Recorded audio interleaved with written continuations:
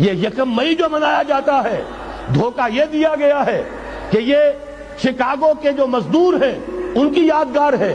حقیقت میں یہ یکم مئی اور 1776 آرڈر آف دی ایلیموناٹی کی تاسیس کی تاریخ۔ آپ نے اگر $1 نوٹ کا اگر کبھی نقشہ دیکھا ہو، اس کے اوپر جو سگنیا بنا ہوا ہے، جو نشان ہے، وہ کیا ہے؟ پیرامڈ، احرام مصر۔ یہ کن کے لیے اہمیت رکھتے ہیں؟ ہزارہا یہودیوں کا خون اور ان کی ہڈیاں ان پیرامڈز کے تلے دبی ہوئی۔ جب یہ احرام بنائے گئے تھے، یہ یہودی وہاں غلامی کے دور میں تھے، بیگار ان سے لی جا رہی تھی، بڑے بڑے پتھر جب گرتے تھے تو پسنے والے یہودی ہوتے تھے۔ اسی طریقے سے پیرامڈ، مصر کا پیرامڈ، یہ گویا کہ ان کے اس زوال کا ایک نشان ہے، اور اس پر ایک آنکھ بنی ہوئی ہے، ایک آنکھ، کان دجال کی آنکھ، وہ دیکھ رہی ہے۔ اچھا عام صاحب، ایک چیز اور بھی آپ یہ دیکھیں کہ ہم مثلا مغرب میں جب ہم نے مشاہدہ کیا تو یہاں پر اسکل یا ہر پیشے کی عزت نظر آتی ہے۔ کوئی بندہ اگر الیکٹریشین ہے، مکینک ہے، یا مثلا کوئی بال کاٹتا ہے، وہ پیشہ یا اس پیشے کو سوسائٹی تحقیر کی نظر سے نہیں دیکھتی۔ ہمارے معاشرے میں ہم بچپن سے سنتے ہیں کہ والدین کہتے ہیں کہ بھئی تم پڑھو لکھو، نمبر گریڈ حاصل کرو تاکہ تم افسر بنو، ورنہ تم کیا کرو گے؟ دکان پہ بیٹھو گے، یہ کرو گے، ٹریکٹر چلاؤ گے۔ تو یہ بھی تو ایک پہلو ہے نا کہ جو والدین نے سمجھ لیا ہے کہ سارے باقی کام جو ہیں یہ کم تر اور کم ظرف لوگوں کے ہیں، اور یہ کام جو ہیں یہ اعلیٰ لوگوں کے ہیں۔ جی یہ بھی ایک المیہ ہے، یعنی کوئی کام کمتر نہیں ہوتا، کوئی کام نیچے کا نہیں ہوتا۔ یہ دنیا اسی اصول کے اوپر چل رہی ہے۔ آپ دیکھیے کہ ایک شخص جو بہت غیر معمولی طریقے سے بال کاٹتا ہے، اس کی بڑی شان ہوتی ہے، لوگ اس سے وقت لینے کے لیے قطار میں لگے ہوئے ہوتے ہیں۔ یہاں ہم دیکھتے ہیں ہمارے معاشرے میں اس طرح کے پیشوں کو تحقیر کا موضوع بنا لیا جاتا ہے۔ یہ وہ دین تھا کہ جس میں اگر آپ سورہ حجرات کو پڑھیں تو اللہ تعالیٰ نے شدید تنبیہ کی تھی اس کے اوپر کہ کوئی گروہ کسی دوسرے گروہ کو حقیر نہ سمجھے۔ آدمی پیشے سے حقیر نہیں ہوتا، وہ اپنے اخلاقی وجود سے کم یا زیادہ سمجھا جانا چاہیے۔ یعنی یہ معیار ہی بالکل تبدیل کر دیا تھا یہ کہہ کے کہ ان اکرمکم عند اللہ اتقاکم۔ میں نے اپنے زندگی میں بعض مزدوروں کو دیکھا ہے۔ میرا گھر بن رہا تھا لاہور میں، میرے والد کا جو گھر تھا، تو ایک مزدور کو میں نے دیکھا۔ آج بھی جب اس کی تصویر میری نگاہوں میں آتی ہے تو سچی بات ہے میں محسوس کرتا ہوں کہ جنت میں اس کا درجہ شاید میں اپنی نگاہ اٹھا کے بھی نہ پا سکوں۔ کیا کردار تھا، کیا اخلاق تھا اس کا، کیا اللہ تعالیٰ سے تعلق تھا۔ رمضان کے مہینے میں روزے کے ساتھ کیا مناسبت تھی اس کی، نماز کے ساتھ کیا مناسبت تھی، اور اس کے ساتھ جو وہ کام کر رہا تھا اس میں ادنیٰ درجے کی رعایت لینے کے لیے تیار نہیں تھا۔ ایک ایک پائی معلوم ہوتا تھا کہ جب تک وہ اس کے معیار پر حلال نہیں ہوگی وہ اس وقت تک اس کو قبول کرنے کے لیے۔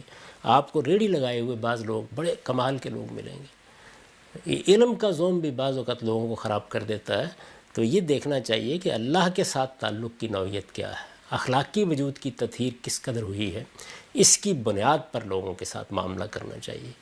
پیشے سارے بڑے معزز پیشے ہیں۔ ایک مالی باغبان آپ کے یہاں کام کرنے کے لیے آتا ہے، کوئی خاتون کوئی مرد آپ کے یہاں صفائی کرنے کے لیے آتے ہیں۔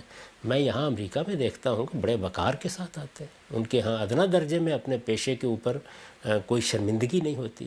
تو ہمیں بھی یہ روایات قائم کرنی چاہیے کہ لوگوں کو عزت دیں، اور ہر پیشے کو اپنے کمال کے لحاظ سے دیکھا جانا چاہیے، اور اس میں جب انسان کمال پیدا کرتا ہے تو سب عزت کی نگاہ سے اس کو دیکھتے ہیں۔ سب کے لیے عزت، سب کے لیے احترام، سب لوگوں کو اللہ تعالیٰ کا کنبہ سمجھ کر، یہ اللہ کی مخلوق ہے۔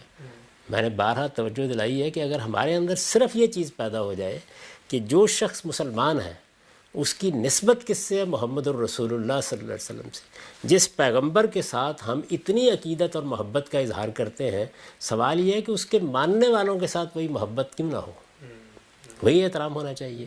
اور پوری انسانیت کیا ہے؟ یعنی کنبہ ہے نا۔ حالی نے کیا خوبصورت بات کہی ہے کہ ہے ساری مخلوق کنبہ خدا کا۔ یہ آدم و حوا کی اولاد ہے، ہم ان سب ایک رشتے میں بندھے ہوئے ہیں۔ اس لحاظ سے دیکھیں تو ایک ایک انسان، وہ یہودی ہے، مسیحی ہے، وہ ہندو ہے، کسی مذہب سے تعلق رکھتا ہے، کسی قوم سے تعلق رکھتا ہے، کالا ہے، گورا ہے، سب آدم و حوا کی اولاد ہے، بھائی ہوئے نا ہمارے۔ تو اگر آپ ایک مرتبہ ان دو بنیادی چیزوں کو مان لیں تو یہ نفرت کی گفتگو، یہ کیڑے چننے کا انداز، یہ دوسروں پر طعن و تشنیع کرنا، یہ انہیں ڈسکریڈٹ کرنے کی ذہنیت، یہ اپنی موت آپ مر جاتی ہے. اور یہی معاملہ جو ہے وہ انسانوں کے ساتھ ہوتا ہے. بچہ آپ کی آغوش میں اللہ تعالیٰ نے ڈال دیا ہے تو آپ کے لیے بہت بڑی نعمت ہے وہ. آپ کا اصل کام یہ نہیں ہے کہ آپ اپنی خواہشات اور اپنی ناکامیوں کا بدلہ اس سے لیں، بلکہ یہ دیکھیں اس کی شخصیت کیا ہے، اسے پروان چڑھائیں.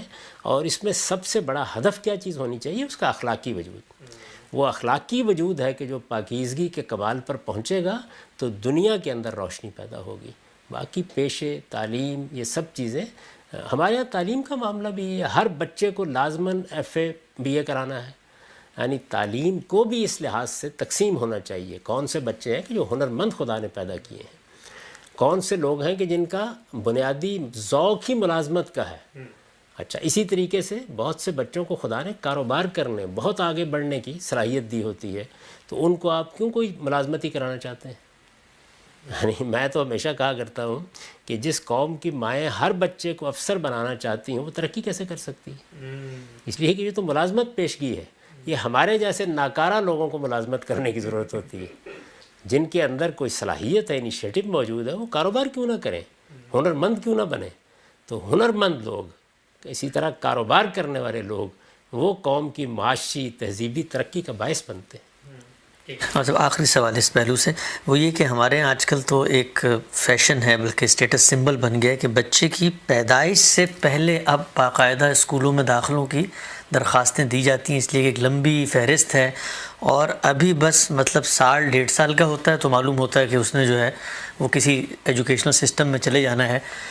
یہ موضوع اصلاً تو بچوں کی نفسیات کے ماہرین اور تعلیم سے متعلق ہے، لیکن زندگی کے تجربے کے طور پہ آپ اس کو کیسے دیکھتے ہیں کہ بچوں کو اسکولوں یا ایجوکیشنل سسٹم کے حوالے کر دینا یا ماں باپ کی پرورش پرداخت کے زیر سایہ رہنا، یہ مرحلہ کب ہونا چاہیے؟ میرے نزدیک تو وہی بات جو انسانی تجربات سے معلوم ہو گئی ہے، 5 سال تک بچے کو والدین ہی کو وقت دینا چاہیے. والدین ہی سے وہ اپنی فطری طریقے سے چیزوں کو سیکھتا ہے، انہی سے سچی مناسبت اس کو پیدا ہوتی ہے.